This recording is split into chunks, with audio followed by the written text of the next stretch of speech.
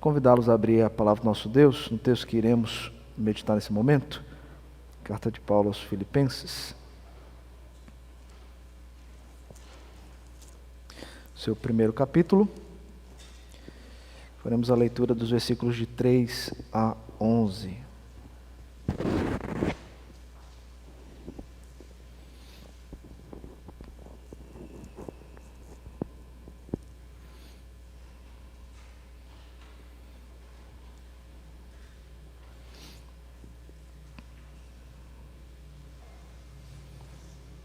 Assim diz a palavra do nosso Senhor. Dou graças a meu Deus por tudo que recordo de vós, fazendo sempre com alegria súplicas por todos vós em todas as minhas orações, pela vossa cooperação no Evangelho, desde o primeiro dia até agora. Estou plenamente certo de que aquele que começou boa obra em vós há de completá-la até o dia de Cristo Jesus. Aliás, é justo que eu assim pense de todos vós, porque vos trago no coração, seja nas minhas algemas, seja na defesa e confirmação do Evangelho, pois todos sois participantes da graça comigo. Pois minha testemunha é Deus, da saudade que tenho de todos vós, na terna misericórdia de Cristo Jesus. E também faço esta oração, que o vosso amor aumente mais e mais em pleno conhecimento e toda percepção, para provardes as coisas excelentes e serdes sinceros e inculpáveis para o dia de Cristo, cheios do fruto de justiça, o qual é mediante Jesus Cristo, para a glória e louvor de Deus. Oremos mais uma vez. Deus, obrigado pela Tua palavra lida.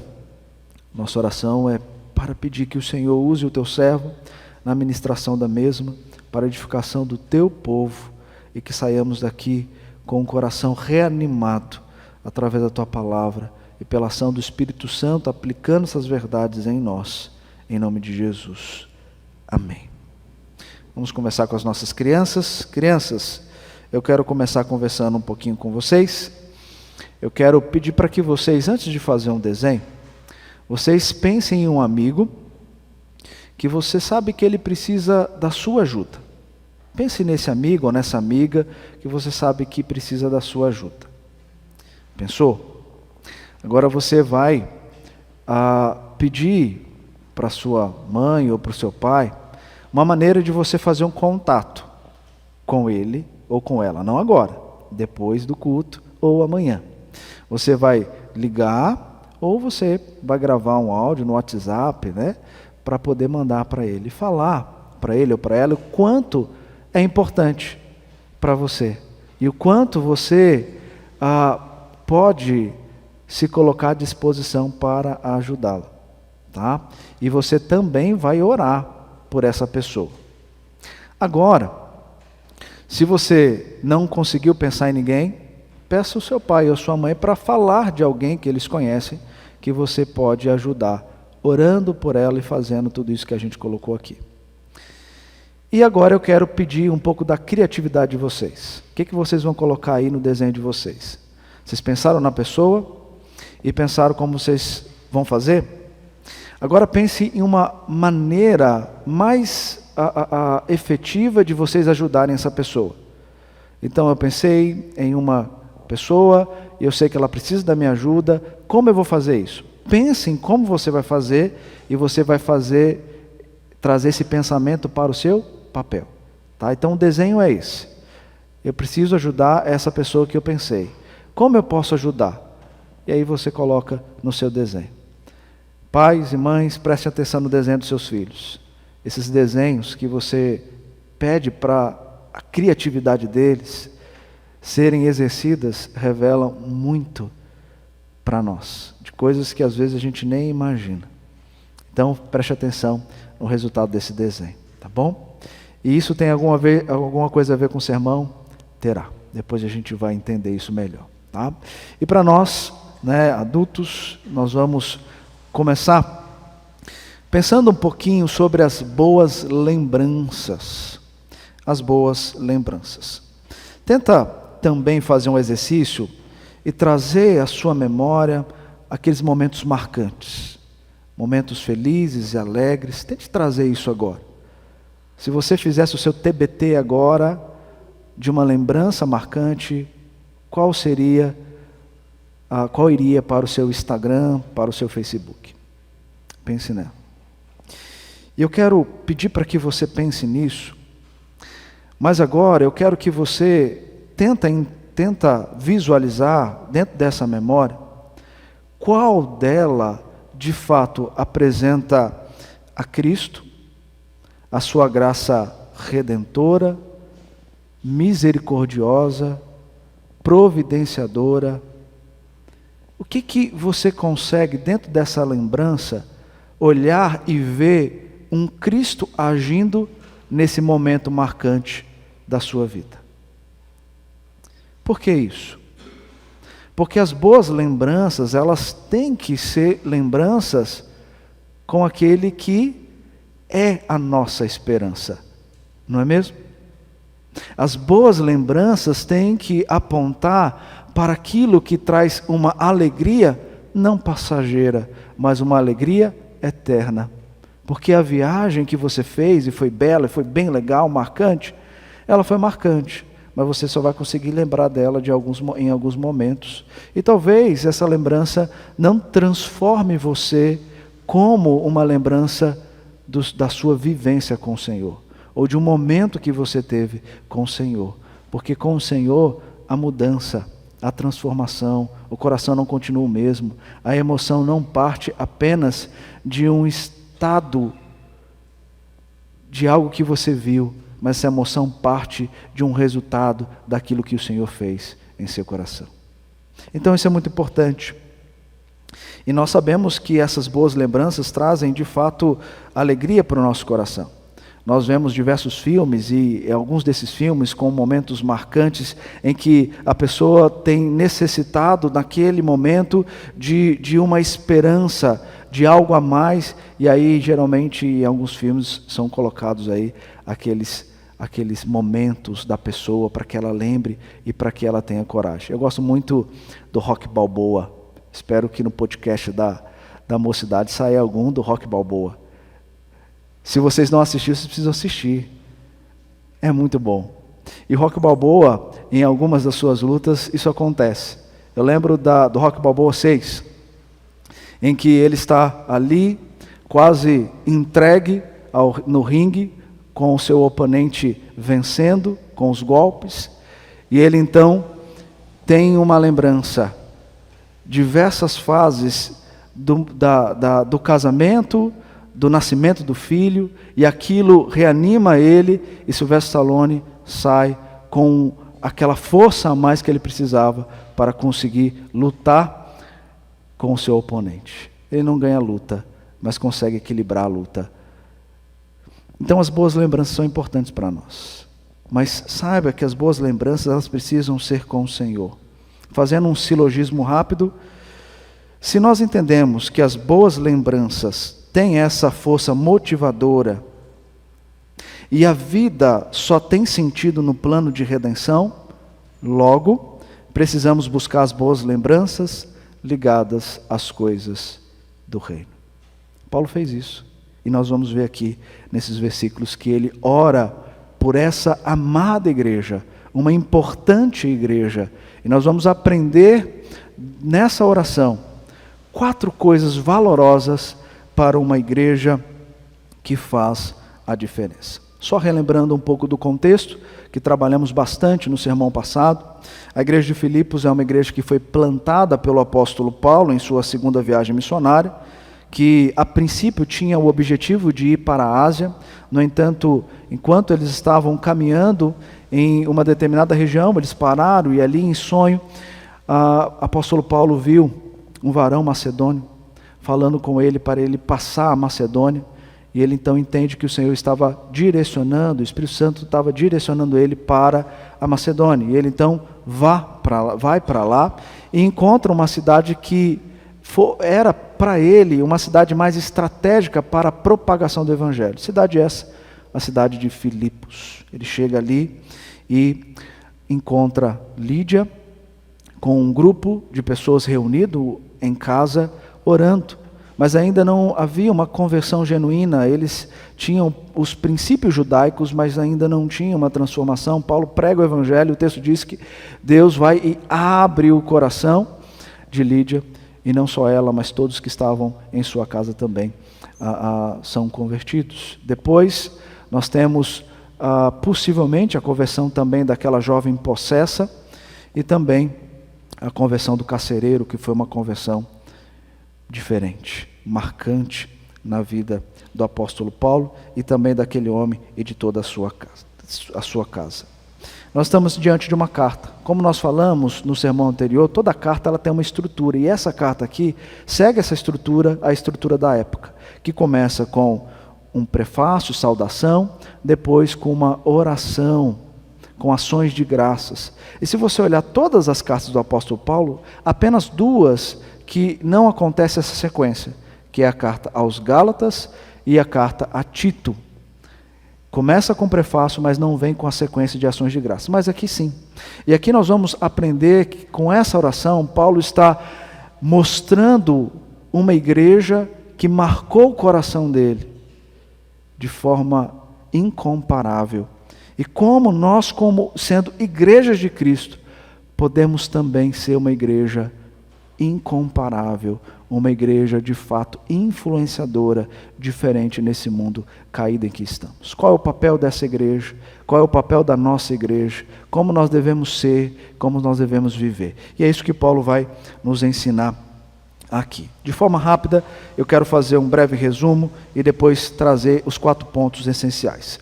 A oração de Paulo revela, então, essa igreja diferente. Em oração ele traz à memória tudo o que ele viveu com eles, a implantação desse trabalho que começou na casa de Lídia, a alegria por olhar para trás e ver como Deus conduziu esse avanço missionário, e mesmo em meio às cadeias o evangelho não ficou aprisionado.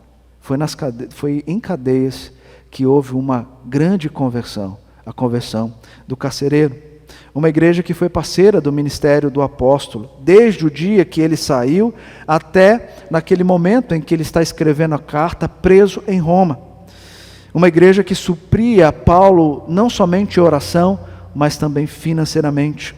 Uma igreja de crentes genuínos. Paulo sabia disso, porque ele participou da conversão deles e viu diferentes modos de Deus transformar vidas, de Deus salvar pessoas, como foi de forma silenciosa com Lídia, mas de forma estrondosa com o carcereiro.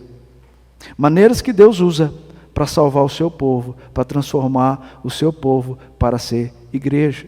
E Paulo diz da convicção que ele tinha de que aqueles irmãos de fato eram salvos, redimidos, transformados pelo sangue de Cristo.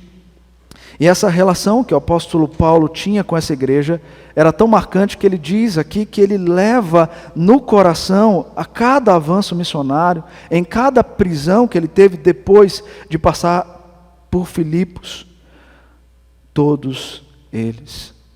E ele ainda fala da saudade que tinha dessa igreja, porque essa igreja, de fato, foi uma igreja muito importante para o avanço missionário daquele homem, daquele apóstolo. E Paulo entendia também a importância de alertar aquela igreja a continuarem assim, perseverantes no evangelho, para não serem persuadidos por falsas doutrinas. E ele ora para que o amor visível que ele já sentia em seu corpo pudesse aumentar mais e mais, mas aumentar sem desassociar do pleno conhecimento, porque esse amor só pode existir, ele só pode aumentar se ele vier pelo conhecimento de Deus. E ele então pede isso em oração, para que esse amor aumente e que eles tenham percepção, assim como de ajudar o apóstolo a ajudar todos os crentes em Cristo Jesus. E o propósito para tudo isso era para que aqueles crentes fossem e permanecessem sinceros e inculpáveis até o dia de Cristo Jesus. Ou seja, para seguirem o processo da santificação enquanto aguardavam a volta de Cristo e a consumação. Em resumo, é isso que o apóstolo está trabalhando nos versículos de 3 a 11. Mas, em primeiro lugar, o que eu quero destacar aqui, olhando para essa temática de uma igreja que faz a diferença, é, em primeiro lugar, ela precisa ser cooperadora. O versículo 5 e o versículo 7, Paulo vai dizer: pela vossa cooperação no Evangelho, desde o primeiro dia até agora. Aliás, é justo que eu assim pense de todos vós, porque vos trago no coração, seja nas minhas algemas, seja na defesa e confirmação do Evangelho, pois todos sois participantes da graça comigo. A palavra grega aqui, por cooperação, é traduzida como cooperação, mas significa comunhão. É a palavra koinonia, que nós gostamos bastante de usar para falar da comunhão entre os crentes, entre os santos. Ele está trazendo a ideia de koinonia para dizer que essa comunhão era, além de estarmos juntos, era uma comunhão de carregar no coração o desejo de servir uns aos outros. Paulo estava em outra região. Aqui, nesse caso, ele estava preso em Roma. E ele sentia a participação daqueles irmãos. E não só quando ele esteve preso em Roma, mas antes disso, em toda a sua viagem missionária, em Tessalônica, em Coríntios, em Roma, ele sentia que aqueles irmãos estavam tendo comunhão com o apóstolo Paulo. Eu não sei se nosso missionário, o reverendo Henrique, sente isso, mas lembro de 2 vezes que ele, falando com a igreja, ele disse da importância de saber que existe uma igreja estruturando, dando força e base para o ministério dele, da esposa e dos filhos, quando essa igreja não está apenas contribuindo, orando, mandando mensagem, dizendo: nós estamos aqui, conte-nos como está aí, o que você precisa de nós. Isso é comunhão.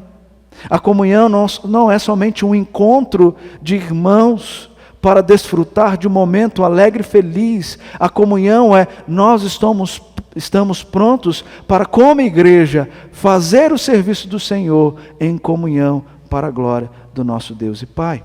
E é isso que o apóstolo Paulo está dizendo e afirmando aqui. E eu quero pensar sobre isso com vocês, olhando para a Igreja Presbiteriana da Lapa. Não sei se todos vocês sabem, mas a Igreja Presbiteriana da Lapa é conhecida como uma igreja missionária.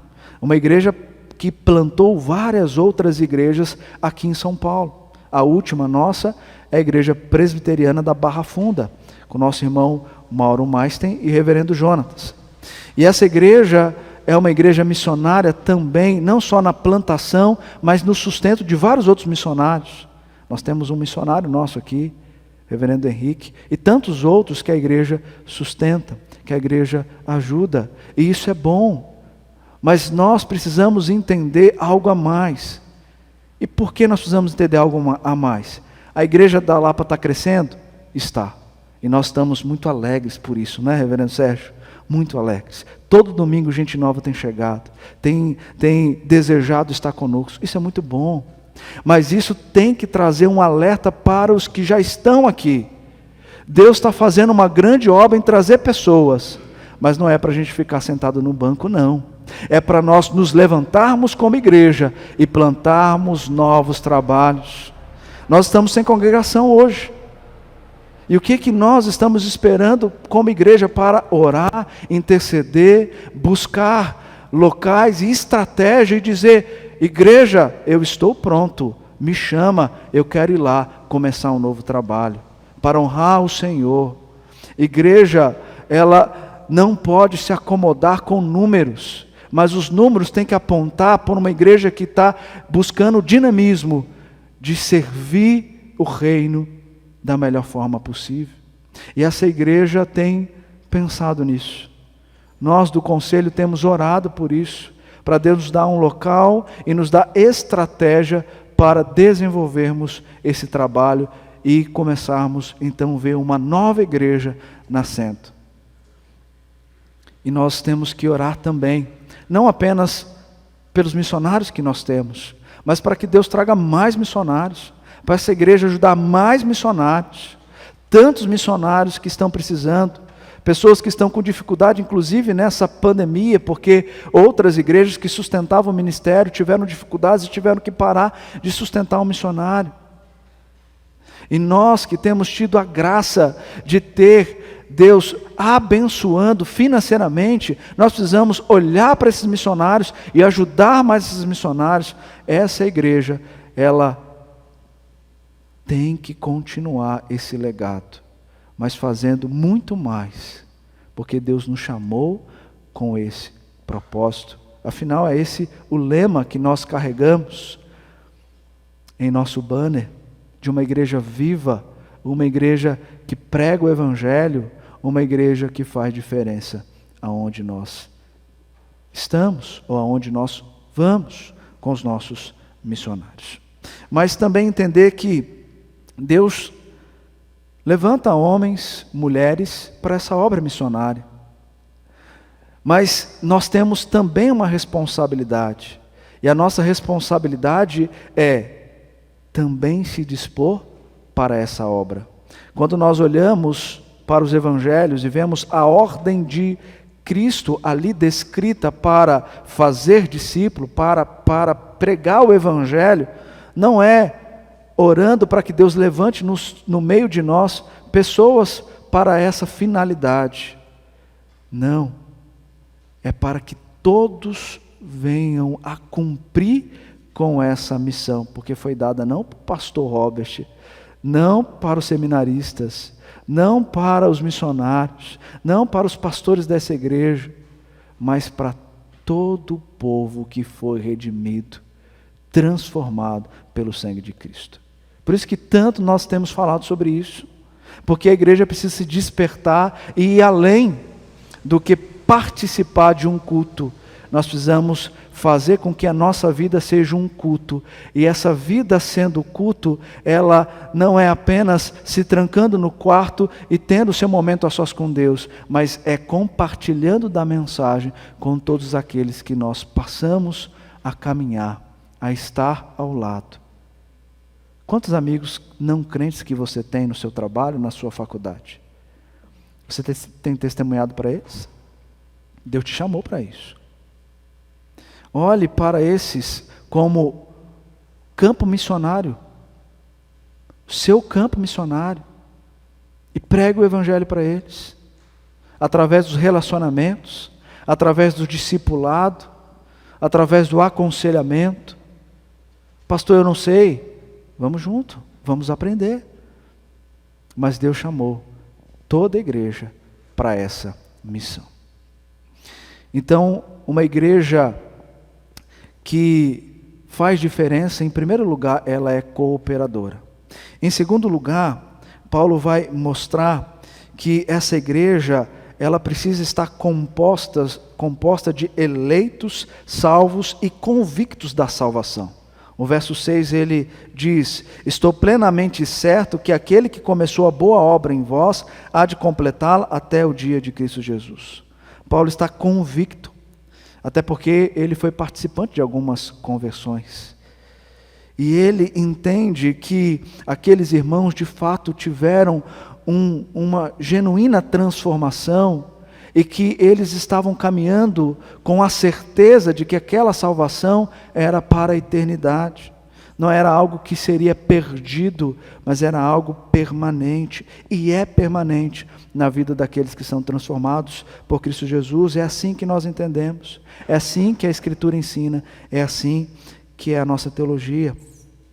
Então nós precisamos entender que aquele que começou a boa obra em nós, que é Deus, o agente da nossa salvação.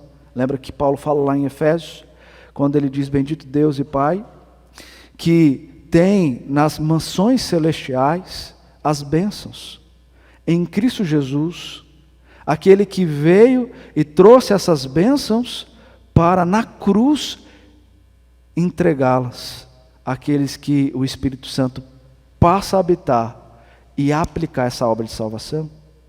Então, aquele que começou a boa obra, aquele que é o agente da nossa salvação, nos escolhendo antes da fundação do mundo, é Deus. E essa obra é boa porque é dele, não é nossa, não é eu que escolho a Deus, mas ele que me escolhe. E por isso que ela é boa, porque se passasse por nós, seria imperfeita. Se eu escolhesse hoje buscar a Deus e amanhã decidir não mais querer a Deus, eu estaria perdido. Mas graças ao bom Deus que não depende de nós, depende dele, é ele que salva, ele que aplica a obra em nosso coração. E por isso nós temos que ter certeza, porque é ele que começou e é ele que vai terminar, há de completá-la. Nós já sabemos que ela já começou com a nossa salvação. A justificação aplicada pelo Espírito Santo em nós mostra que nós já somos salvos. Mas a santificação, esse progresso que nós estamos buscando, nos mostra que ainda estamos sendo salvos, no sentido de que a plenitude da nossa salvação estará completa quando Cristo voltar para nos resgatar para a eternidade. Então, Paulo está trazendo nesse versículo que Deus, o agente, ele tem uma boa obra e é ele mesmo que faz isso por meio de todo o seu plano eterno se concretizar. Por isso que ele coloca até o dia de Cristo Jesus, até a consumação, até o momento que Cristo voltar para buscar a sua igreja. Portanto, a igreja ela precisa buscar certeza e não viver em incerteza, porque o crente que não tem certeza da sua salvação é porque ainda o pecado está dominando o coração. É sério isso, mas é real. O crente que ainda não tem certeza da sua salvação é porque o pecado ainda está dominando. Porque aquele que tem Deus como o que domina, o que direciona, o que é o esteio da nossa vida, ele tem certeza, ele tem plena certeza, porque o Espírito Santo está nele, e ele não abandona, porque a Escritura diz que ele é o penhor da nossa herança, até o resgate da sua propriedade, ou seja, até a volta de Cristo Jesus, como Paulo vai dizer lá em Romanos 8:30, e aos que predestinou, a esse também chamou, e aos que chamou, a esses também justificou, e aos que justificou, a esses também glorificou. Nós precisamos ter certeza da nossa salvação. Se você não tem certeza da salvação, você precisa avaliar o coração, buscar ajuda, e entender o porquê que você não consegue ainda ter essa convicção, porque a igreja precisa caminhar, e você, como parte dela, integrante dela, você precisa caminhar também como uma unidade da fé, como Efésios vai dizer para nós lá no capítulo 4. Então procure evidenciar essa certeza em seu coração e não tenha dúvidas, pois ela pode ser um peso na sua caminhada de fé. Então, uma igreja que faz a diferença, ela é cooperadora, ela é composta de salvos e convictos dessa boa obra. E em terceiro lugar, ela não se contenta com o amor recebido, mas busca aumentá-lo em conhecimento e percepção. Veja o versículo 9. E também faço esta oração, que o vosso amor aumente mais e mais em pleno conhecimento e toda a percepção. Paulo não escreve aos filipenses como se a igreja não tivesse amor. Pelo contrário, é visível que tinha. A oração é para que aumente mais e mais. E esse amor é um amor que é infinito. E ele pode crescer para todos os lados, mas ele só vai crescer de acordo com o conhecimento e a percepção que nós temos através do Evangelho de Cristo Jesus. Porque o amor não se baseia em sentimento, mas no conhecimento e percepção provenientes da nossa salvação. Portanto, nós podemos inclusive dizer que o amplificador desse amor na ajuda ao próximo é o conhecimento que temos de Deus e o quanto desfrutamos dele na prática. Conhecimento sem prática é mero conhecimento. Nós temos que sair do abstrato e ir para o concreto. E esse conhecimento, ele precisa estar sendo evidenciado no meu pensar, no meu sentir e no meu agir. Em tudo o que eu faço, em tudo o que eu sou, esse conhecimento precisa ser revelado. É o vertical para a horizontal. E você vai ver evidências de uma ajuda mais concreta e uma ajuda com propósito. Por isso eu quero pensar um pouquinho com vocês, voltando a lembrar das lembranças, voltando a trazer à memória aquilo que nós começamos falando, das boas lembranças. Geralmente em nosso Instagram ou Facebook nós colocamos os nossos TBTs, né? Aqueles inesquecíveis, geralmente ligados a uma viagem, a algum paraíso ou à realização de algum sonho. Em todas elas, o que é raro de se ver, pelo menos na minha percepção, são TBTs, sabe de quem? Pregação, discipulado, evangelismo, avanço missionário. Pelo menos para mim é muito raro ver isso. Os TBTs são das nossas viagens, daqueles momentos em família, entre outras coisas. Mas isso pode ter sim. Isso pode ter sim. Mas o que deve marcar o nosso coração não é algo que é passageiro, mas é algo que é eterno. E pode ter certeza que eterno são as coisas que fazemos na obra do Senhor. Eu tenho certeza que muitos de vocês podem lembrar aqui de acampamentos, de viagens missionárias que a igreja da Lapa fazia. Fizemos uma antes para Aparecida, antes da parada, né, por conta do coronavírus. Pergunte para essas pessoas o quanto aquilo mudou consideravelmente a forma de enxergar e a forma de viver.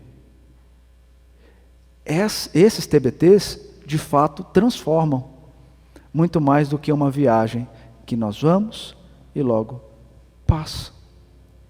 Então nós precisamos entender que nós precisamos buscar viver mais o reino, desfrutar mais das coisas de Deus, servir mais na obra do Senhor, do que apenas buscar boas lembranças em coisas passageiras. Sabe por quê? Porque o TBT de Paulo foi outro. O TBT dele era algo que trazia alegria e boa lembrança. Era nas algemas que trouxeram conversões. Era nas perseguições que trouxeram expansão do Evangelho. Era na parceria de irmãos em cooperação com ele no Evangelho. Por isso a percepção dele era diferente. Para mim o viver é Cristo e o morrer é lucro. Para mim o viver é Cristo e o morrer é lucro. Preciso tentar me segurar um pouco, mas aconteceu algo marcante para mim. Uma jovem chegou para mim, numa das nossas programações, e com o coração transbordando de desejos, e ela chegou e falou: pastor, eu quero viver o Evangelho de forma integral. E eu parei para pensar que, enquanto muitos estão buscando, nesse momento de pandemia, ir para lugares para descansar, o que é importante, sim, ela estava dizendo: eu quero ir lá para Aparecida. Eu quero ir para lá ajudar aquelas pessoas que estão com fome, aquelas pessoas que estão necessitadas, aquelas pessoas que estão precisando do Evangelho.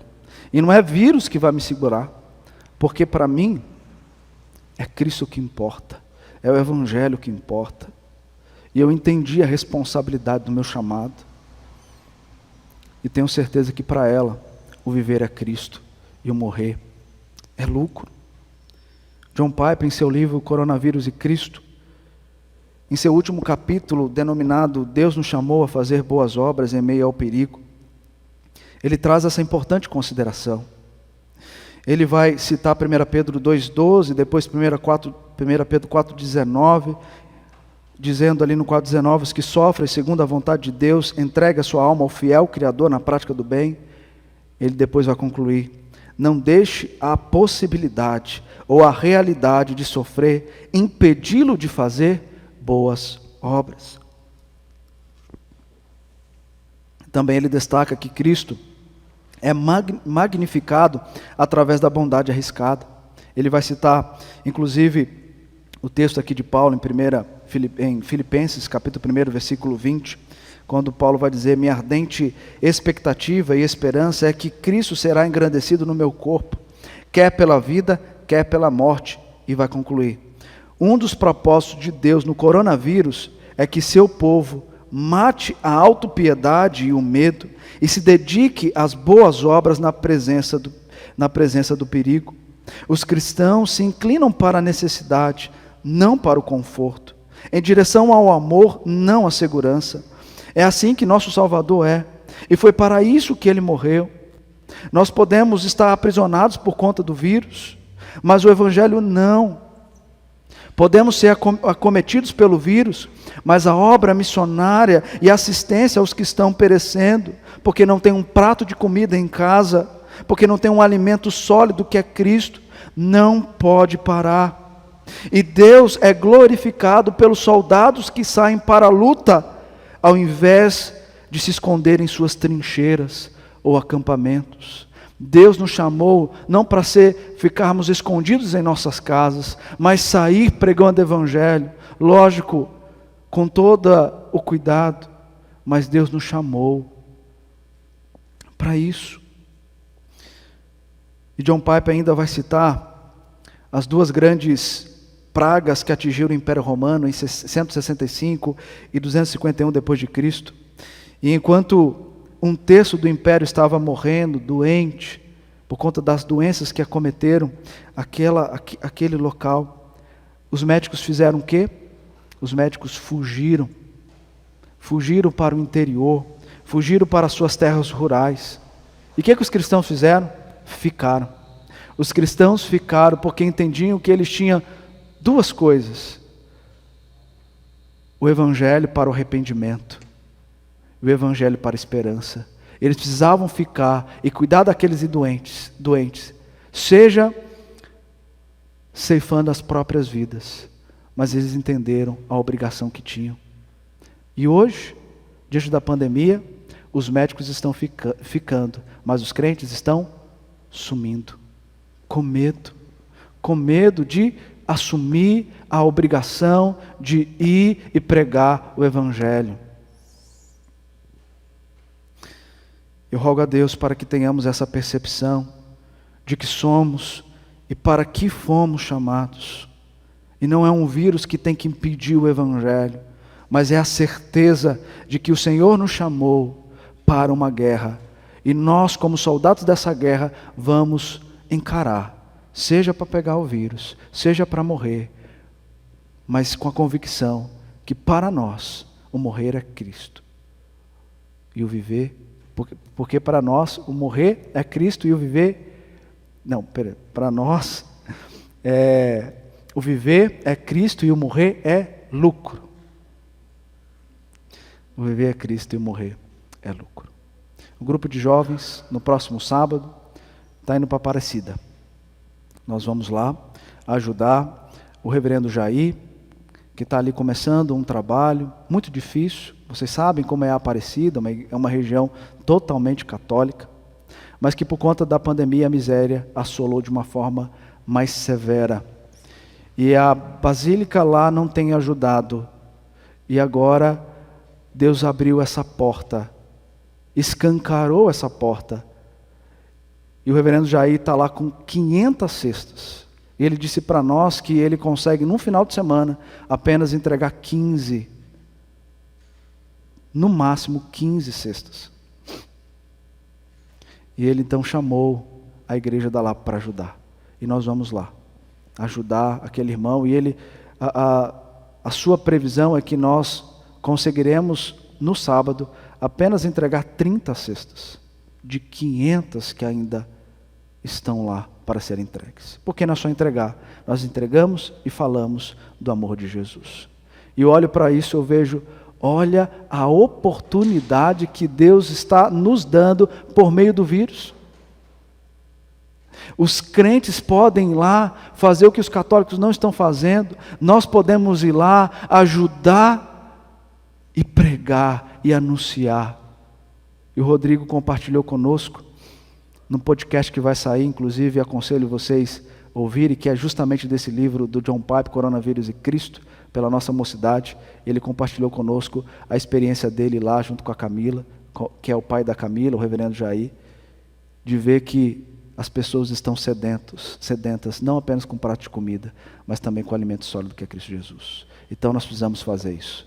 E se você quiser fazer isso, se levante, se coloque à disposição. Talvez você não consiga ir agora, porque por conta do vírus nós reduzimos um pouco o grupo, mas as cestas continuam lá. Nós podemos ir em outros finais de semana. Nós precisamos ser isso, igreja. Viver para Cristo e o morrer é lucro, porque nós somos chamados para esse propósito. E por fim, rapidamente quero terminar com um quarto ponto, em que Paulo vai falar do fruto de justiça. Versículo 11, cheios do fruto de justiça, o qual é mediante Jesus Cristo para a glória e louvor de Deus. A palavra justiça aqui não é da nossa justificação, mas tem o sentido de um padrão moral, algo de um pensamento de justiça ou de uma justiça prática. Paulo então está orando, como até comenta Hendricks nesse trecho, para que haja entre eles uma colheita espiritual, consistindo dos mais puros frutos celestiais, tais como amor, alegria, paz, longanimidade, benignidade, bondade, fidelidade, mansidão, domínio próprio. E as obras que resultam dessas disposições. E o Evangelho também ligado a esses frutos. O Evangelho trazendo frutos por meio da pregação e da salvação. E tudo isso mediante Jesus Cristo, ou seja, sendo Ele a fonte, porque nós não produzimos frutos por nós mesmos, somente através dEle, mas nós somos agentes dEle para trazer frutos e assim cumprir um propósito que é glorificar a Ele. Portanto, precisamos viver de acordo com esses frutos e dar fruto na pregação do Evangelho. Quero chamar você a se engajar nas obras da igreja, nos discipulados, nos trabalhos missionários, nos PGs, nos grupos de homens e mulheres de oração, em nossa SAF, Mocidade, UCP, entre outras frentes de nossa igreja, para que possamos de fato cumprir com o nosso papel aqui. Para que sejamos uma igreja, a Igreja Presbiteriana da Lapa, uma igreja que luta para fazer diferença, cooperando com seus crentes convictos da salvação, buscando aumentar o amor em pleno conhecimento e percepção e evidenciando os frutos de justiça, cumprindo o papel de glorificar a Deus no serviço do reino. Que Deus assim nos ajude, que possamos ser assim, igreja, em nome de Jesus.